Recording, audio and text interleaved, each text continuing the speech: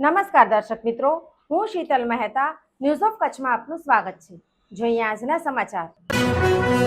29 તારીખે કેન્દ્રીય ગૃહમંત્રી અમિત શાહ કચ્છની મુલાકાતે આવી સીમા સુરક્ષાની સ્થિતિની સમીક્ષા કરશે। કેન્દ્રીય ગૃહમંત્રી અમિત શાહ આગામી દિવસોમાં દેશના સીમાવર્તી વિસ્તારનો પ્રવાસ કરીને સુરક્ષા સંબંધિત બેઠકો યોજશે, જે અંતર્ગત 29મી મેના ભુજ આવી રહ્યા છે। 29મીએ અમિત શાહ ભુજ આવી રહ્યા છે। તેઓ બીએસએફની સીમા ચોકી તેમજ હરામીનાળાનો પ્રવાસ કરશે।